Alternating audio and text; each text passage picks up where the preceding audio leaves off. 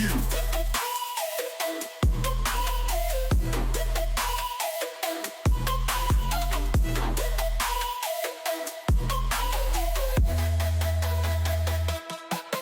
Yo. Yeah. And we're live. We're starting. Yeah, with the what's the slogan for it again?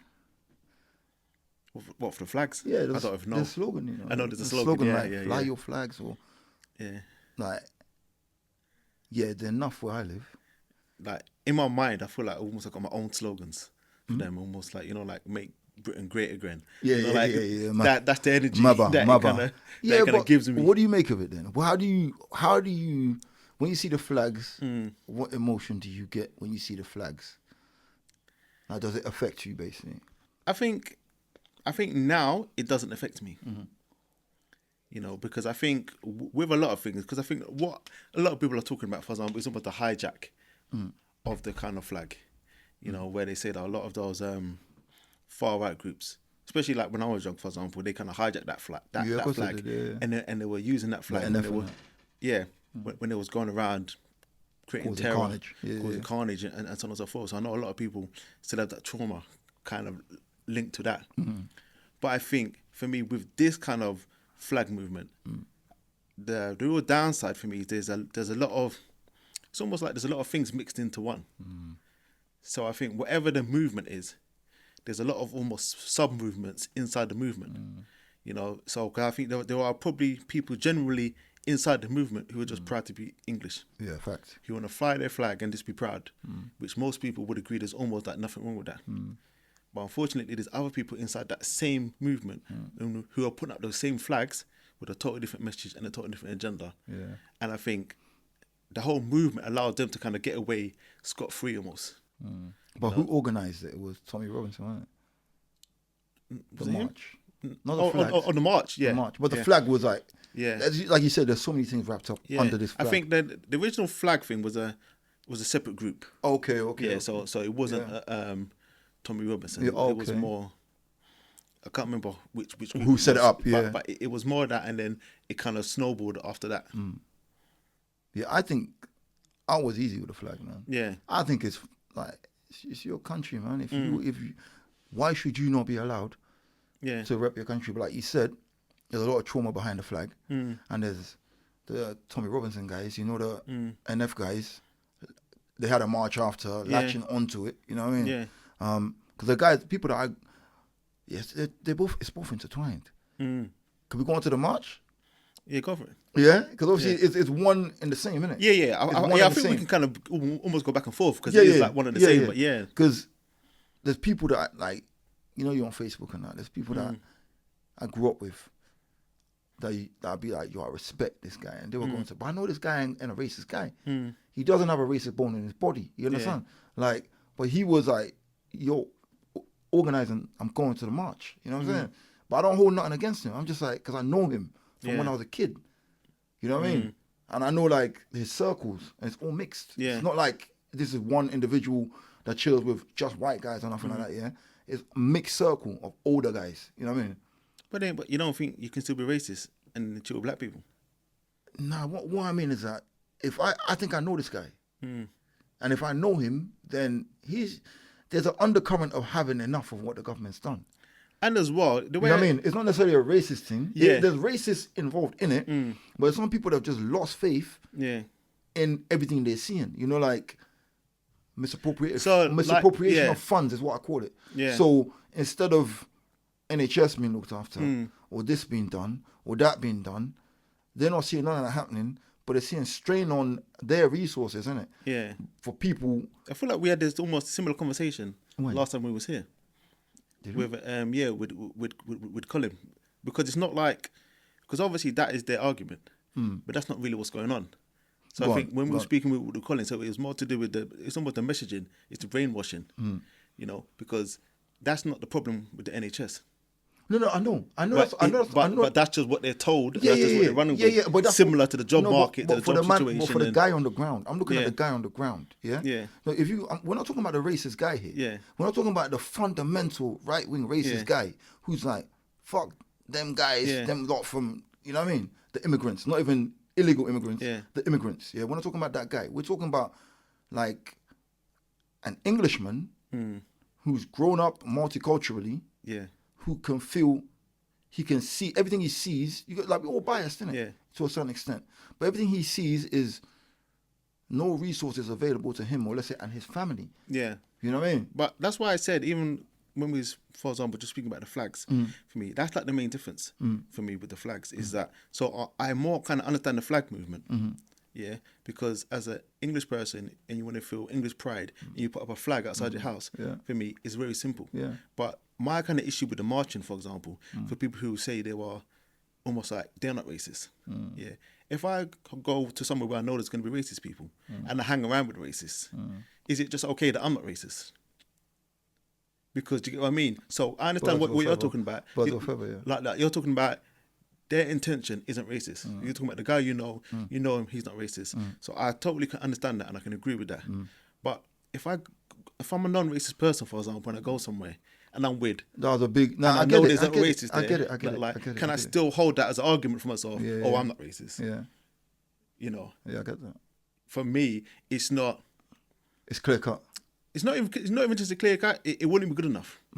You know, my friend couldn't tell me that's the reason why he went if that was my friend. You know, if he knowing, because that's my issue with a lot of these things now, is that a lot of people know what happened, but they're hiding behind, for example, oh, this is just our right to be nationalists. You know, when everyone knows, for example, that flag has been hijacked. And it's not like a closet hijack. Everybody knows the level of hijack, the level of abuse, everything that kind of came with that flag. Yeah, back in the day. Yeah. So sometimes I question almost your motive to what you really fighting for in that moment. You know, it's a bit like me being, I don't know, an Arsenal supporter, but a far right wing movement hijacked the Arsenal shirt, and they were wearing the Arsenal shirt, and they were doing bare atrocities in that shirt. I wouldn't wear that shirt, even though I'm an Arsenal supporter. Out of respect and out of, you know what, there's certain areas, for example, I wouldn't wear the shirt because I wouldn't want the people to feel like the people that you know and know you. You understand? Yeah, because a personal thing, innit? Because the people that you know, that know you. Yeah. So as a consideration, and I think that is a lot of people's issue. To be honest, is that they don't feel considered. They don't feel thought of. They don't feel like, because everybody is like.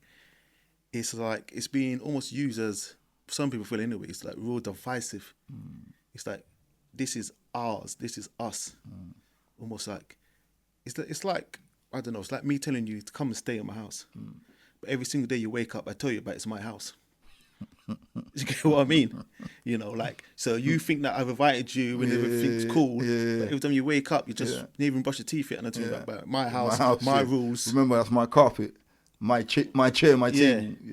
You know, and I think that's how some people, you know, are receiving it, because when you think about the stuff that was going on, for example, outside the hotels with the asylum seekers, it's the same people with the same flags. Yeah, but I get what you're saying. I'm deep thought about this, because I think it's, if in your country, it's your right to go and march and wave whatever flag you want. But if you're not, you know, the peaceful protest. So if you got I don't know how many people they said went to the march. If you get 1 million people, I don't know, that's 100,000. I heard somebody said 2 million, somebody said 200,000. Yeah. They said there's 100,000 people walking down the road in a peaceful protest. Yeah. I think that's fine. I know the flag got trauma.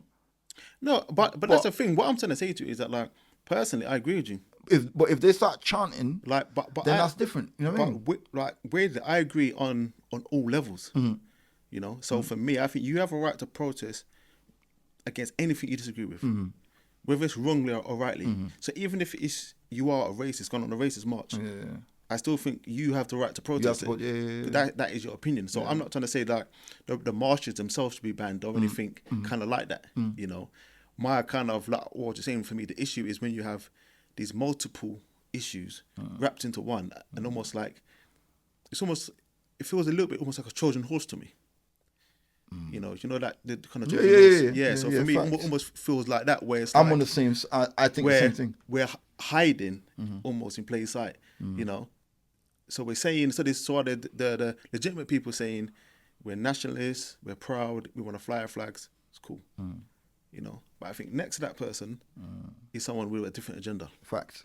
Yeah, who's now using this as a But place again, to hide. But again, apparently it was organized by Tommy Robinson, who's clearly right wing. You know what I mean? Yeah. So he organized it. So in a way, people that then went voluntarily and marched there. Right. I would say that he's not even, for me, clearly right wing. You know, so when I say that to say that we definitely know he's right wing. Yeah. But the reason why I say it's not clearly, because when you look at a lot of his messaging, or if you look at his podcasts, for example, he will always say he's not racist. And for some people, that's all they need to hear. For us, we can judge a racist by their behaviour. Okay, yeah. And all the other stuff that they say. So you could look at him and say, cool, he's racist, he's right wing, that's it. But there's other people, you know, everyone's got their own kind of selective hearing and a sense of listening. So there's some people that I've just heard him say, you know what, I'm not racist, and as far as they're concerned, that's good for me. So they go on those marches and they go on those things because they're nationalists or whatever box they put themselves in, you know, and they probably don't believe he's racist. Yeah. You know, and like they don't even understand how the real agendas of some of these people as well. You know, I was watching something where it was like kind of doing almost a deep dive into his finances. Yeah. You know, of how much he profits from all these things as well. So it's not just his personal kind of crusade. You know, he's got multiple business. He's at multiple businesses, $1 million businesses that are making money. You know, from all these things. So whether it's YouTube, Facebook, whatever. Appearances. Like Appearances. go on a podcast, if he charges for that alone, and he's getting paid. And stuff like that, yeah. So he's definitely like using like but just like everybody else, to be honest. So he's not doing nothing that the politicians don't do. So the politicians use the same groups of people sometimes. When they want their votes, when they want things going on, they tap into the kind of the disenfranchised members of society. You know, that people are going to be like exactly what he's doing, what you're saying, because it's true. Yeah. Like for a lot of those people, there's no jobs, there's no housing, there's no cost of living is through the roof. NHS is crumbling. Yeah. Hospitals are from the old days crumbling to bits. The infrastructure. They got to wait however long for appointments. Yeah. Doctors, so on and so forth. And then it looks like everywhere they look and turn, these other groups looks like they're flourishing. Yeah. Look like they're doing well and stuff like that. No, but so it's almost not even flourishing. Easy just target. Like, I got Q and Joe Blogs or whoever is going straight in. You know what I mean? Once you got that bias in your mind already, you start seeing. You see whatever you focus on, right? Yeah. So if you're saying, okay, these guys are taking all the jobs, all you're gonna see is people of color or whatever going to work, and you ain't got a job. You know what I mean? Plus, as well, like a lot of it for them as well. Like if it comes from a trusted source, then you run with that. Yeah. So if I'm a Daily Mail reader, for example, I've been reading the Daily Mail for my whole life. The Daily Mail says asylum seekers are getting next day appointments and you got to wait 2 months. Yeah. You don't go do no research after that. No. As far as you're concerned, this is a big established newspaper. It would never lie. So you run with that. So now when you're around in the pub with your mates or wherever you are, that's the same rhetoric now that you're going to spread now. You all read the paper. Yeah, it's a bit like me telling you something right now. If I told you something, you might seem as a trusted source. No, but look, you know so you're going to see that. No, but even for us talking now, you know how many things we talk about on podcasts that we don't fact check. You know what I mean? Like, I'd said a bunch of stuff that I had to go back and fact check later and see what, you know what I mean? But I don't know. I don't think there's loads of stuff though that I think if it's 50-50, yeah, sure. But I think... I think it's more 70-30. I think we're even some facts. Of the stuff that we don't 30, fact check... 30 is probably like not facts. Like, we're not far off. Yeah. It's not something we heard in the pub. No. It's not like a whisper. No. Like that. It's something that, you know what, we... Yeah. You know what I mean? That's not wouldn't say that's what we believe, but we've got a strong argument for it, you know. So, but I do. I think it's a really strange time. I would say that, you know, because some of these things are almost feeling too convenient. Like Colin said when he was sat here, you know what it feels like? What did he say? What word did he use again? He said it was a guiding hand, and he done that. Remember when he was talking? That's what it feels like to me. It feels like there's a big boy agenda going on. Because like when you think about it, and this is what I was thinking at the time as well. What else happened during that week? So you had the march. What happened a few days before the march? No, what happened? The guy got assassinated in the US. Oh, Charlie Kirk. Yeah, Charlie Kirk. Yeah. You know, so like it's almost for me, almost like a playbook of how to whip up a certain level of hysteria, you know, because if that is, for example, that to a certain group of people, that guy was probably one of your not legends, but that's your go-to guy, and he was kind of spitting that similar rhetoric, you know, and then they drum up that feeling of, you know, everyone's against us, and that's almost the ultimate sign of everyone's against us when you kind of when they assassinate your hero. He's like, yeah, he must have been telling the truth. He must be, you know, that status that what happens after you die almost. Now you're almost immortalized. Yeah. You know, when he was alive, he was probably 50-50. Now it's like he's God level. He had to get taken out. Yeah. For him to get taken, why would he get taken out? Yeah. And then for me, then you got the marches. A couple of days later, and there was probably a lot of other things going on. You got the flag movement, like we're speaking about as well. Like the flag. So you had the flag movement. Then you said a couple of days before the assassination, then the marches. Yeah. And like with all those things for me, it's not. They blow up. They don't blow up by accident for me. What do you mean? When you think about knife crime, for example, one of the things that made knife crime more. I wouldn't say it made it more prevalent, but one of the problems with knife crime was how it was handled from a media perspective, for example, because the media went out with the narrative of everybody carries a knife, for example. So if you're a young person and you think everybody carries a knife, you carry a knife because now you're scared. You're thinking, well, if everyone's got a knife, I'm not going to be one without a knife. Yeah. For me, it's exactly that. So for me, it's the same type of thing with the flag movement. Yeah. If that doesn't get any press, for example, it doesn't spread. It would just be. I think it was Holly Lane. Yeah, wherever the first place it happened. If there was no press, it probably would have just died down. You know, just like a lot of those things. Once people focus on it, you know, it's like a fire. Yeah. It's like putting fuel on the fire. I think it was more organized than that, though. Yeah. I think it was a lot more organized than that. I think that because you got to remember, like in those circles, there's like a big, the football network, like the guys in the terraces. Yeah. Their man can mobilize quick. I mean, nationally. Yeah. So I think that it was spread. It wasn't just like. Oh yeah, like naturally. Oh yeah, I think you know what I mean. So I think it was properly organized. I think 100%. I think especially now because it's not even for me. It's not even the football network no more. Really, it's more the social network. But I mean the guys that were in the football in the football network can stoke the fire because every single time. Those people are not even in the football networks no more. It's like when you go to you go to a football stadium on match day right now. I get what you're saying. It's not those guys no more. I get what you're saying. Yeah, so those guys are now in a social network. Yeah. Like, those guys have new echo chambers now. Yeah. You know, they're not meeting up on a Saturday. Probably still Millwall and some of these other historic clubs. Yeah. But like as someone I've been to the Arsenal Stadium a few times. Yeah. It's nothing like that. Like the amount of women, for example, that you would see there. Yeah. It's nothing like where before it was like a testosterone overload. Before it was just men doing men organizing, things. Meeting up and that. Like it was almost like men-free zone. It was almost a woman-free zone at one point. Now it's like you just see like all ranges of women there, families, kids. But it's true. And that's the majority. So, but I do agree with you that it definitely has that. I get what you mean by the social network. The fact that. It's got that feel. Yeah. It's got that feel. You know what I mean? Like, and those guys were in effect, like, you know what I mean? From different camps. Yeah. All as one. You know what I mean? And then obviously they got their following. These are legends in their right. You know what I mean? Even from the terraces. Some of these guys are legends in their right, man. They can mobilize 100%. And you know what I mean? Like 1,000 man, quick time. You know what I mean? Funny enough as well, I've been recently, on my social media, I've been getting a lot of far right content. Go on. Just out of nowhere. I'm gone. So it's got to come from somewhere. So like before, like for example, like social media, your normal feed is normally an echo chamber of your own person. Of what you look at, what we speak about. Yeah. You know, so there's a certain type of stuff that always would come on my content, for example. Lately, I've been seeing a lot of far right content. But obviously I don't follow those people. So it will come and it will say follow. For example, because this isn't the content I want to follow. But so for me, it's either two things. So if you're thinking if it's pure maths from an algorithm perspective, there's just a lot more of it. So now they're trying to see who it lands with and who it doesn't land with.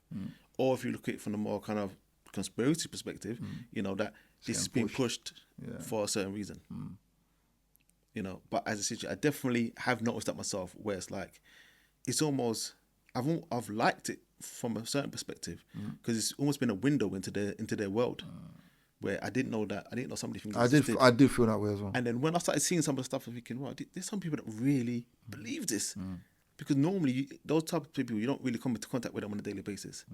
They could work with you, for example, but they don't share those views with you.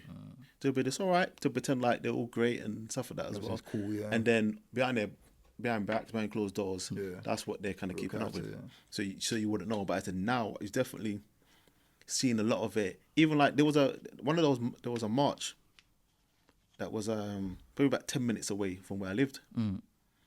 You know, What, a separate march? yeah, separate march. Oh, okay, yeah. I think this was more to do with asylum seekers.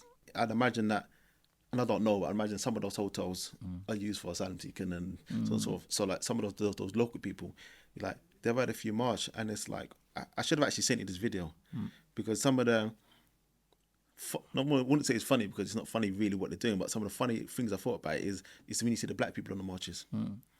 You know, like, and that's almost a new phenomenon to me as well. You know, and I think those guys are going under the umbrella, similar to what I was just saying before, because the umbrella is, this is our country, keep it good, keep it great.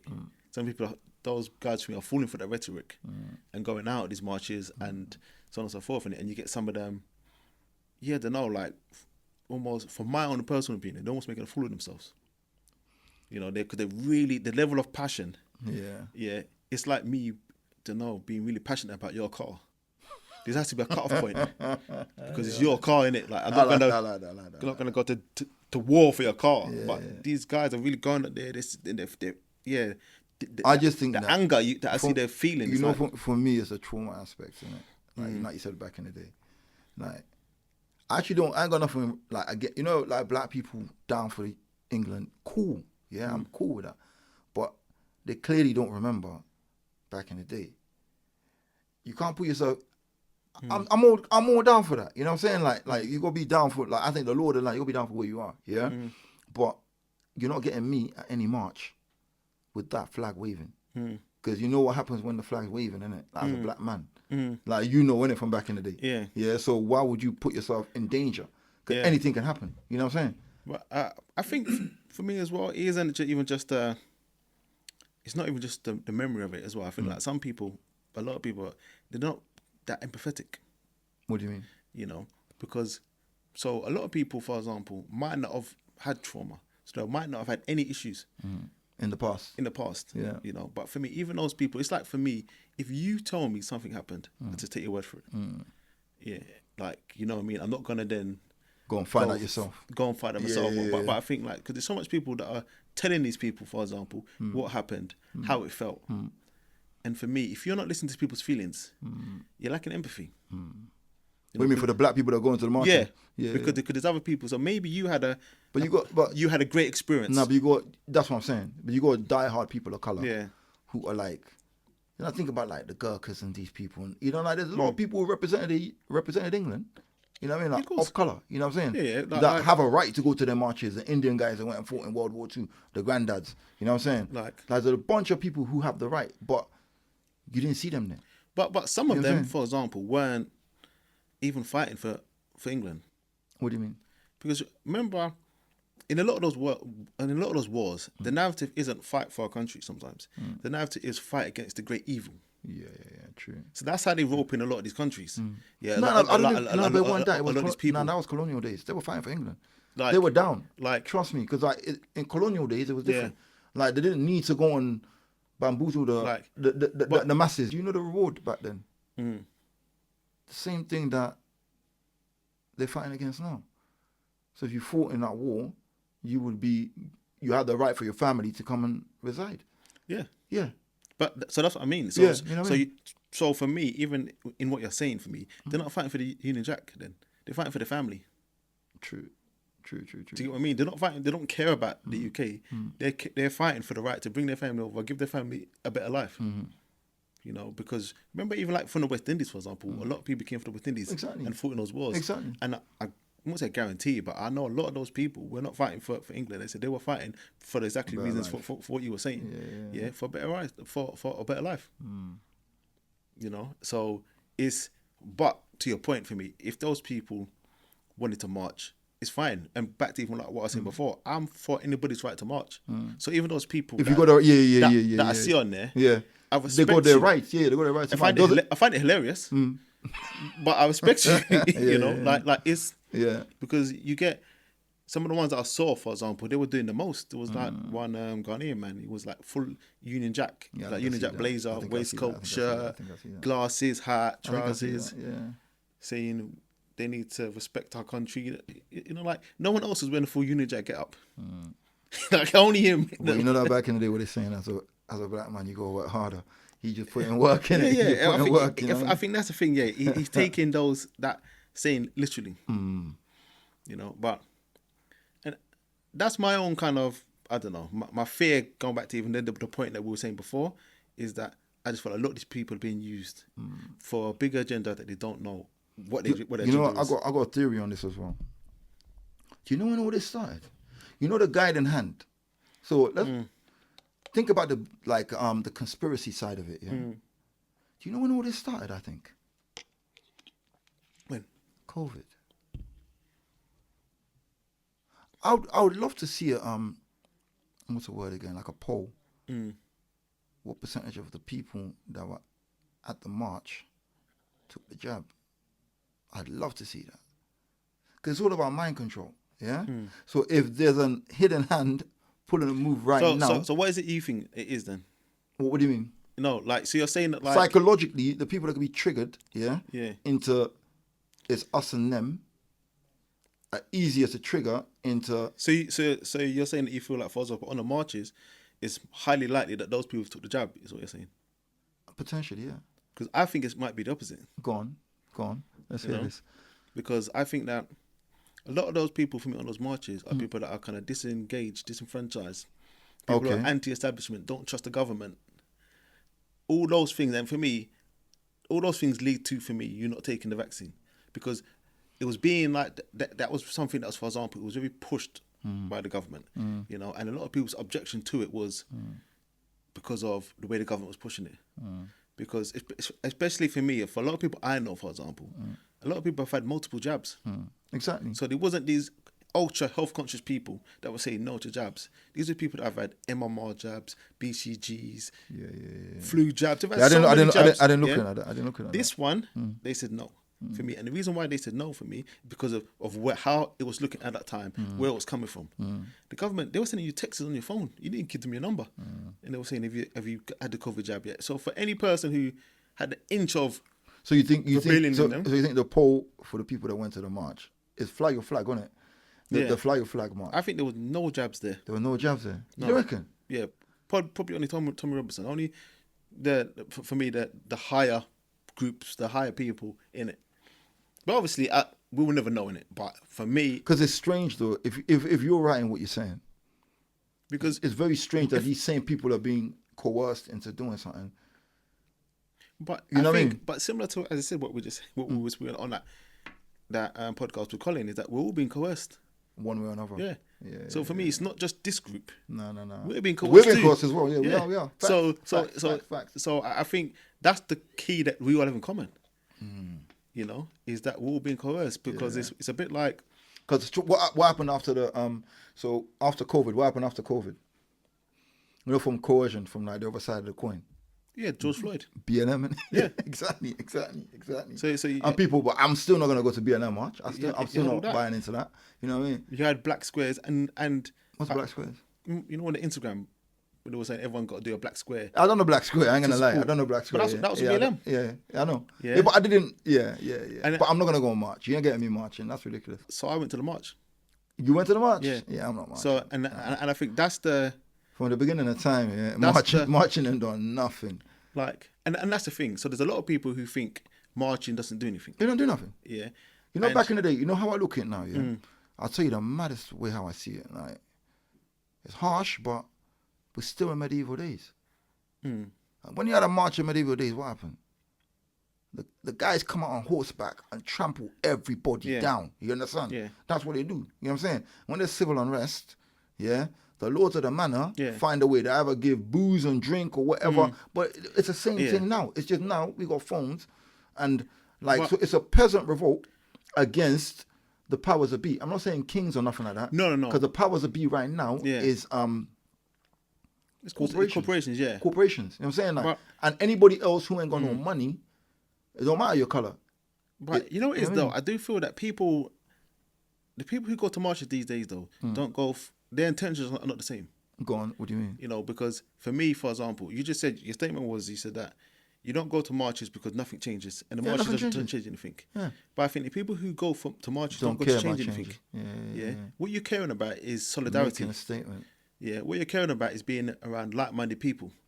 You know, it's like almost like a family feeling. It's that feeling of, you know what, everyone around here feels the same things. We all feel the same way. I speak to John left of me, he feels the same. Get them out. Yeah. Patsy, just the same. Yeah. So they're going for the feeling. Everybody, I think, along a lot of these marches know that there's going to be no change. You know, so and I know that as for myself, I'm going to for example, the BLM march. Like, I've been alive long enough to know that nothing's going to change from a march. Like, they don't even care about marches. But sometimes, especially if you know when you're going through something, it feels better when you feel like there's more people. It's like a release, isn't it? Yeah, so it's more like, you know what, off your chest. It's not just me. You know, it's a bit therapeutic from that perspective. You know, it's almost like better out than in. You know, when you feel like you're going through something alone, the intensity feels a lot worse than when you feel like, you know what, we're all going through this. Even though the problem is still the problem. You haven't solved the problem, you know, but you even might feel. But that makes it even worse. You feel better. And for me, just quickly as well, one of the reasons why I went as well was that the march that I went to was organised by a young girl, who was trying to make a change. So for me, even though I didn't agree that it was actually going to make a change, I actually wanted to support the young girl. Hope that she was doing something, that she was trying to make a change. So that's the nuance in it for me. I get it. Rather than, I said, I knew that there was going to be no change, and there was no change. But for me, it was partly, as I said, from the solidarity aspect, and for me to support somebody, you know, because I think it's important to support people when they're doing that, because there are things that they can do in their life that can make a change. Down the line. She might. But my only thing is, I'm on change. I'm on, like, if I'm involved in something, it's something that's gonna create change. I don't care about showcasing. I don't care. For me, marching don't mean nothing, man.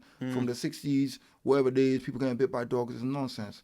Martin Luther King he's the don when it comes to this. And he pulled one move that proved what needs to be done.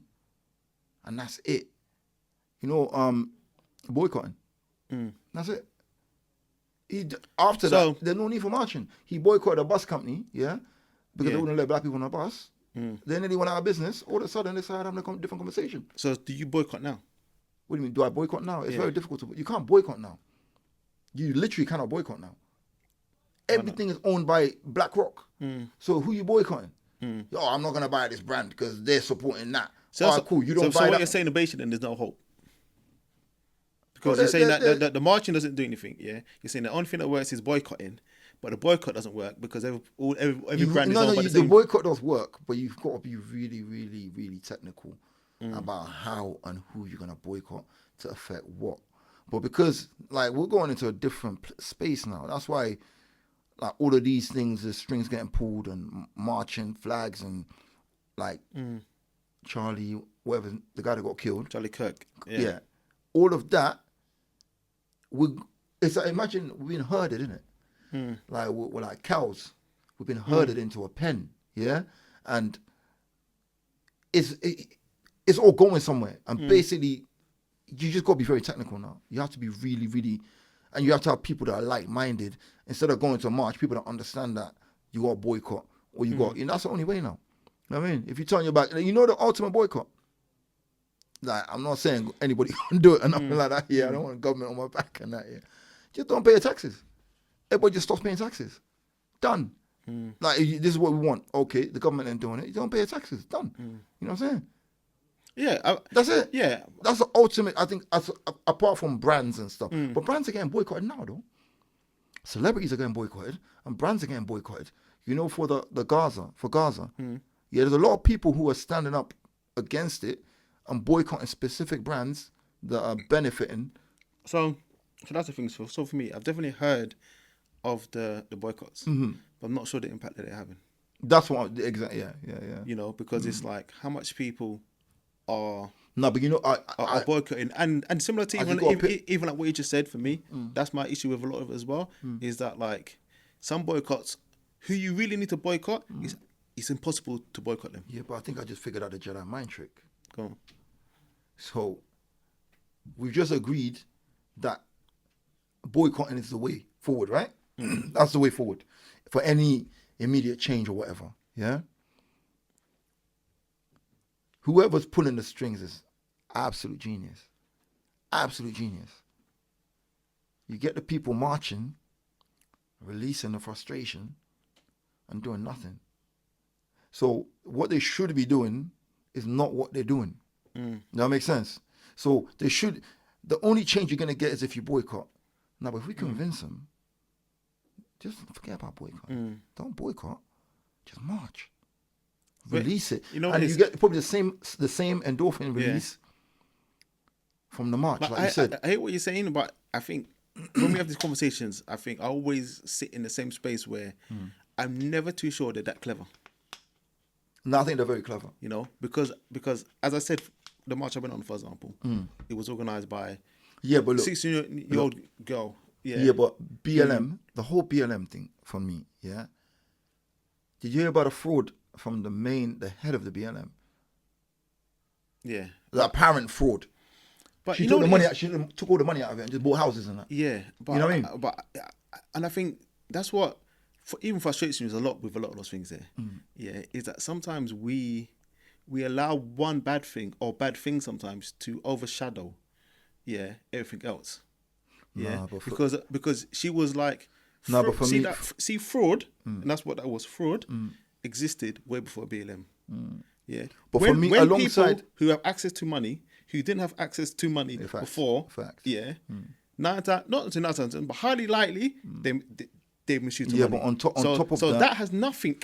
But on top to of do that, with BLM. On top of that, that's just humans. If you go into the conspiracy theory into BLM, it's not just that.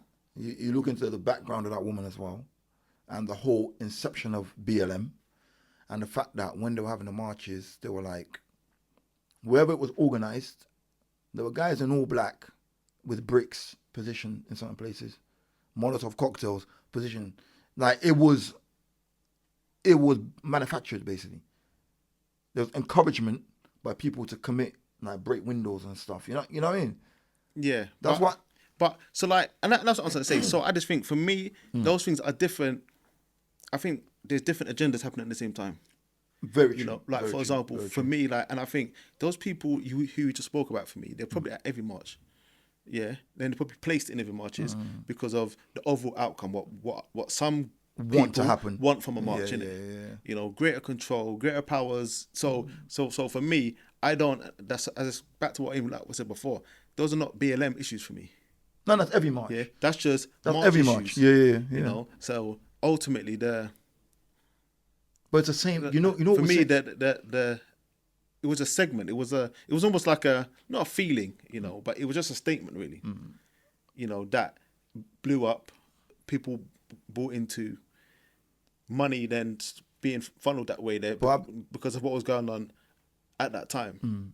And as I said, some people that abuse the money, but I don't think it kind of annoys me sometimes when I hear people that's almost their comeback for BLM. Okay. It's like, see, the woman stole the money. Yeah. You know, there's like, see in Macmillan Cancer Research, I bet there's someone that stole some money there. Very true. For example. Does that mean that we should stop trying to cure cancer? Yeah, true. Because there was a woman woman that stole, because she had access to the piggy bank. You know, you hear those things all the time. And I'm not condoning the woman doing the fraud or whatever it is. But as it's for me, I get what you're saying. In the kind of capitalist world that we live in, I get what you're saying. That's just but at the same time, that makes me even more in my stance. What I mean by that is not BLM specifically. It's a program. There's something. It's like it's a blueprint. The same program from BLM is the same thing Tommy and I are running. In my opinion, same program, same thing. You know what I mean? It comes off the back of a negative, George Floyd. The negative in the UK is all these illegal migrants getting hotels. I can't claim my benefits. I can't go to NHS. I can't get this. Yeah. But these illegal immigrants are living like Oh, yeah, of kings in course, these yeah. hotels. That's a negative. I'm not saying that they're comparable, but that's the negative that stokes the fire. Off that negative, you get the one person, like that woman or Tommy, that comes to the forefront, who represents, or him, and there's a few in this camp, you know what I mean, that represent that. And then they organize, what's the word again? They organize the campaign now. Yeah. You know what I'm saying? And then I bet, like you said, I bet if you look into the finances, the same thing happening over here will be happening over here. I'll put any money on that. You know what I'm saying? And I think misappropriation of funds. That's the thing for me as well, even like with that kind of Tom Robinson stuff as well. Obviously, Tom Robinson isn't a person you should even be worried about. Go on. Because the agenda is probably a lot bigger than Tom Robinson. Yeah, much bigger. But both of them, like everyone's being used for a purpose in a certain way. Yeah. You know, like that's why you see a lot of people, for example, are not betting, but they're like they feel that, for example, Nigel Farage might be the next UK Prime Minister. Now, there was a time, maybe 5 years ago, saying it out loud, people would laugh at you. Yeah. You know, because he was almost like deemed as this clown. You know, but the thing about when you're kind of deemed as a clown, what happens? No one watches you. No one takes you seriously. So you can literally like do whatever. Below the you know, radar, yeah. and when you think of like American presidents, it's like the same. It's like George W. Bush. You know, he was almost dubbed as the dumbest man in the world. Was he really? No. You know, Trump, the same. You know, it's like heavily underestimated. Yeah, they're almost clowned off. Yeah. You know, so a lot of people right now think, for example, like the way everything's been positioned. Because when you look at, for example, right now, you have the leader of the Conservative Party is a black woman who seemed to not even like black people. Yeah, I know. Her own heritage. What did she do? She what's the word again? Yeah. Disowned her own heritage or whatever. So when you think about it, for me, it's quite simple almost from a voting perspective. Because a lot of those people who are almost like racist or racist sympathizers, those are the camps you end up in. You're conservative, you would never probably be Labour, but you'd be conservative, reform. You'd be like oscillating like between the two. If you want reform to go where you want them to go, what do you do to the Conservative Party? You make them almost unvotable from a certain group. So there are a lot of people who wouldn't vote for a black person, for example, let alone one like that. Like a black woman, like they're never going to vote for that. Yeah. So now you're almost guaranteed votes shifting a certain way. Keir Starmer is almost the same thing. He's probably more conservative than he is Labour. So the core Labour people are saying, we're not going to vote for him no more. So where do you think they're going to go? So that for me is what I think the bigger. That's a bigger picture. The big agenda. That's a bigger picture. Yeah. Hands down. So all those other things for me are almost being used as just to keep the momentum going. Because it's a bit like what we're saying with the flags and the marches and all those things. For me, one of the key things about a lot of them, where there's a lot of people that were there, for example, and it's their first time. So you're grabbing new people now. Where before it would be, this is my 20th March, I go to the mall, got the Stellas, this is, that's what you're doing on that day. Now, I think... No, but that's what I'm saying. New people. That's what I'm saying. Like, the people that I know, the white people that I know,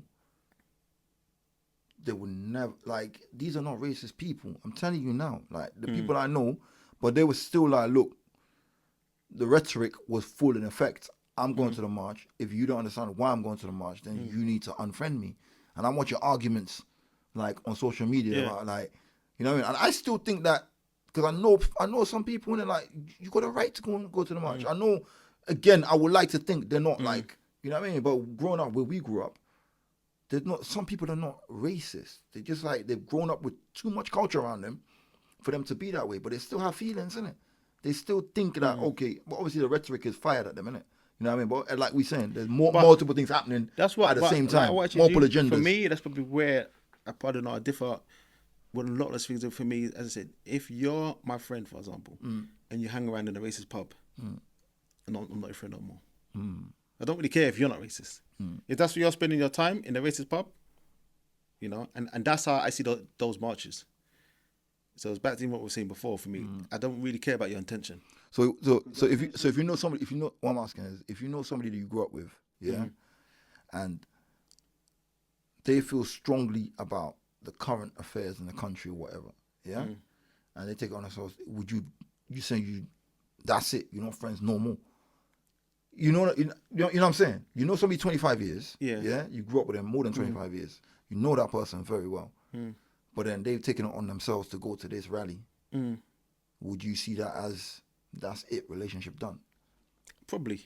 Yeah. You know, but what I do think, to be honest, in the more real terms, yeah, if they're my friends, for example, I don't think they go because I think we have conversations beforehand where they would have understood.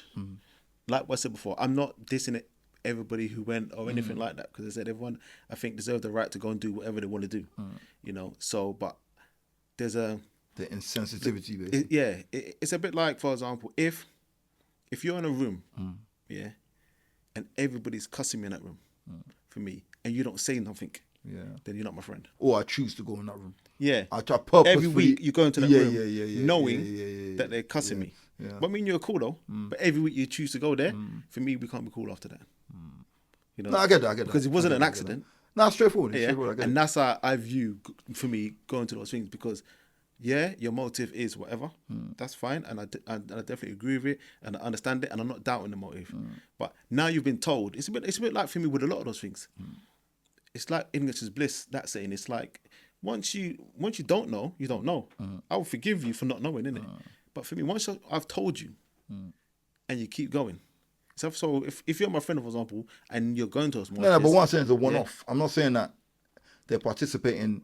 I'm saying there's a big march, which this was, isn't it? Yeah. So this is like one of the largest marches ever, like that in the UK. So people went. You know what I mean? But I think and that's what I'm trying to say, for me, if you went, this is how, so I would expect something like that to go. Is that, okay, so you've gone, on return, we're going to have a conversation. And after that conversation, I expect you to be like, you know what, my bad. I didn't know. I just went for those reasons. For me, then that's perfectly fine then. Because... But what I'm saying is there middle ground for the reasons, though. You know what I'm saying? What do you mean? So, is there no reason that can be good enough for like somebody that you know to go to the march? That's what I'm trying to say. Could they not tell you something at that point when they come back and you're like, okay, I get it? No. Nah. Oh, fair enough. Like as I said, back to my kind of analogy, would be in a room for me with almost my enemy, so to speak, for me. There's nothing you can tell me. You know, after I've told you, I said, if you didn't know for me, then that's fine. Yeah. I understand how you feel about the UK. Yeah. But we're talking about like people's almost like personal safety. What do you mean? Like people waving those flags of beating up women. What, at the march? No, not the marches, but I'm just saying it's in general. You know, but like, generally that flag. When you think about the rise and all these hate crimes, especially towards Muslims and those types of groups, and then like, it's not. Yeah, I don't know. Like what they want though, the outcome. I think they're not looking at the bigger picture. Some people are there, from what I understand anyway. I might be wrong.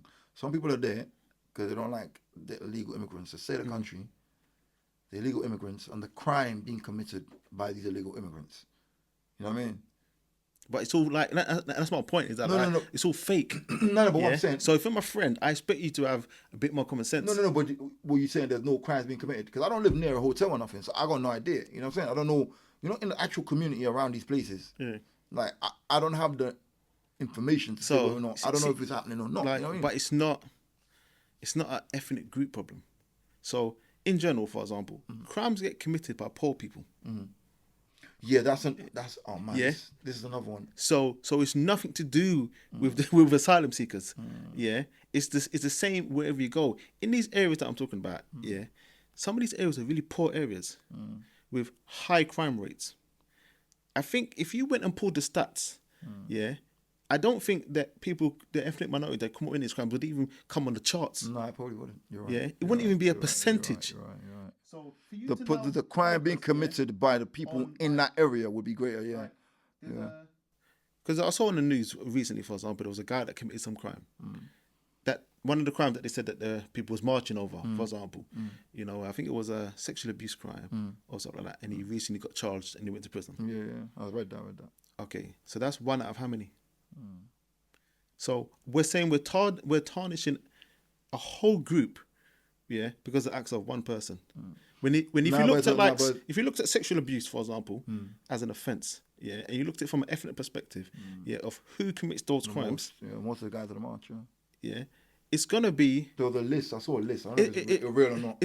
And the reason why I say it's not even going to be it's not an ethnic problem for me, because it's probably going to be committed by the dominant population of whatever country you do the survey. Yeah. So if you're in Africa, so it's a man issue, not a culture issue. It's not an ethnic issue. Yeah, it's men wanting power over women, whatever it is. The dynamic is that for me is the issue.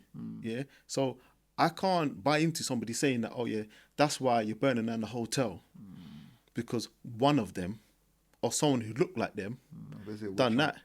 Especially going back to even like what you're saying about the trauma of it. Because, for example, for me as a person growing up, that was what I was told by the police every single day. Somebody committed a crime that looked like me. So now you're treating me as if I'd done that crime. So now I'm going to be stopped, searched, strip search, putting back of vans, whatever's going on, based on that type of ideology. So I can't now. That's what I don't understand.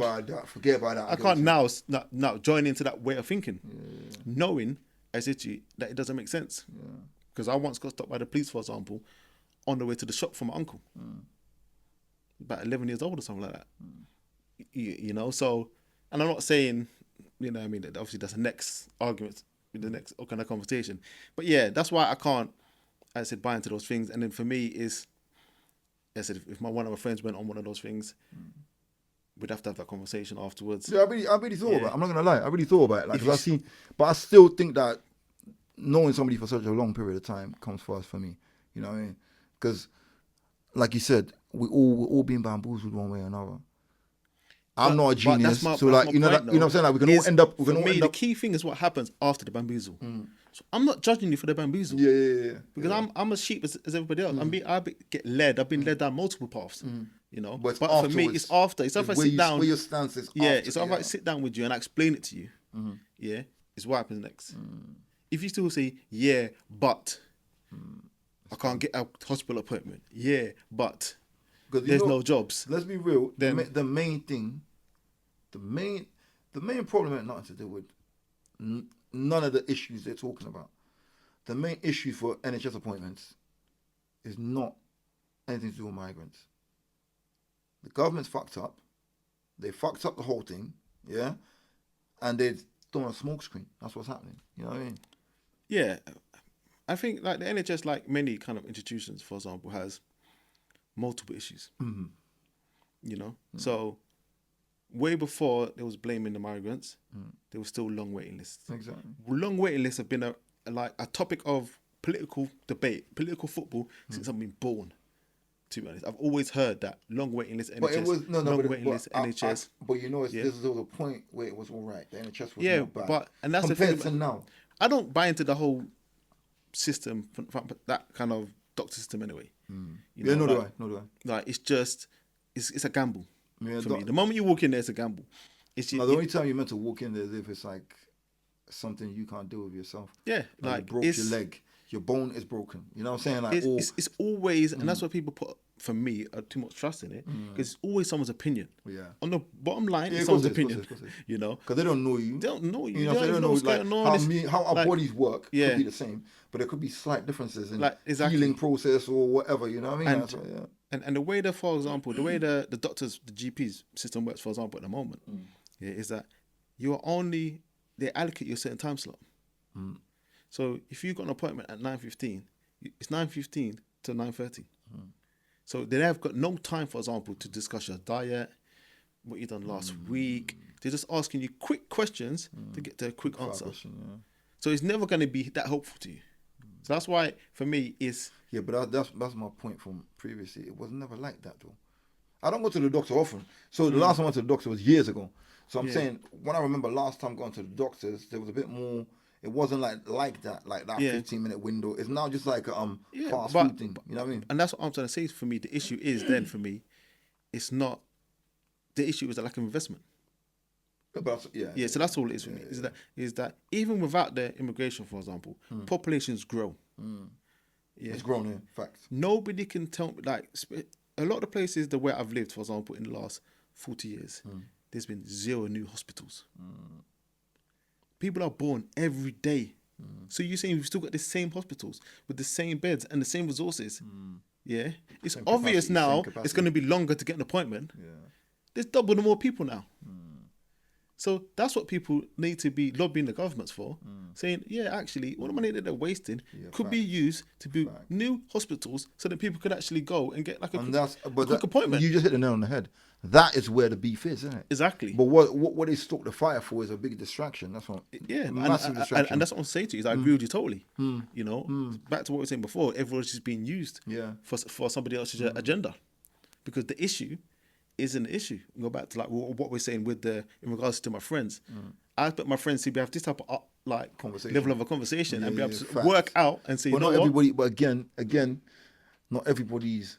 What I was gonna say, you know, I believe in the Pareto principle, innit? The 80-20 rule. Yeah. Only 20% of people have this conversation. Yeah, as I said, I think you're right. But then fact. So your friendship group normally is wherever you sit in it. So if you're in the 80, your friendship group is normally no. But what I'm saying, you can identify your friend as in the 80, but you can't sway the 80. Yeah, 100%. You can't. It's not possible. So like, yeah. I get what you're saying. So it's basically leave it alone, isn't it? Yeah. And it's not, they can't understand this. The conversation we're having. If somebody can't understand it and be like, impartial? Is it impartial? Yeah. So not saying not on any side. Just sit away from it and just look at the conversation we're having. Yeah. Then they're in the 80, and if they're in the 80, then they can't be helped. Because like for some things for me, with a lot of arguments, a lot of these things for me, there's some things where it's like I want to say it's almost like there's wrong, right for me, and then there's the facts. Yeah. You know, so for me, if you bring me something that is factual, I can't argue with you after that point. It's not my opinion. Yeah. You know. Yeah. You know, like these are things that I said could be researched. You could research, for example, how many new hospitals have been built in the areas where the people are complaining, where they have the long waiting lists. And I can almost guarantee that it's going to be 0.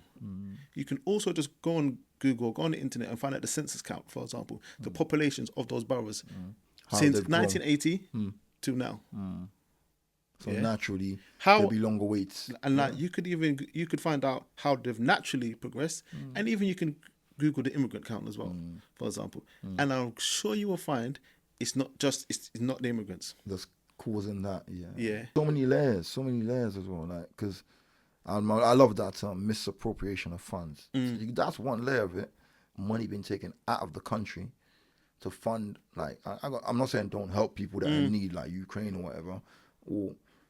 But money's been taken out of the country that could have been spent not just on the actual country. You know what I'm saying? But no one's looking at that. And that is a lot of those people, a lot of the argument, for example, for me, for a lot of those people on those marches. And that's why they feel quite aggrieved. You know, it's a bit like you're living with your wife, for example, and your fridge breaks down. You tell your wife you ain't got no money for a new fridge. She finds out next week, the neighbour down the road, you bought them a fridge and a freezer. Yeah. She's going to turn around and look at you and say like, that's the perfect. I thought we didn't have no money. The kids, everything. Yeah, kids are starving. Kids, yeah. You know, not only am I not listening to you, I'm hating the people down the road now. Yeah. Now it's not me. It's Joe Blogs. Yeah. Yeah. You know, so kids don't look at me. Look at them kids over there. Yeah. How come they? Yeah, I get what you're saying. That's exactly like what you're saying before. It's the great distraction almost. Yeah. That's what they get you to do a lot of times in these moments. You know, it's like magic. That's how magic works. Fact. You know, like I'm a person who does like crap magic tricks sometimes for little kids. You know, like I got like about 5 tricks that I know, and they all work on distraction. Okay. At some point in time, I have to get you to look away while I turn the card upside down or whatever it is. Yeah. That's how the trick works. If you don't look away, if you stay focused, you're gonna see that this is bullshit. Yeah. You know, and that's how they're operating us every single day. Every day. And then we're all victim, innit? We're all victim. In one way or another. Yeah. In one way or another. We're all looking somewhere. Yeah. We're all being... Like, based on our own personal interest. Yeah. What do you call it again? Echo chamber. Yeah. Based on that echo Yeah. chamber. Echo chamber. But anyway, perfect segue. Please like, comment, share, and subscribe.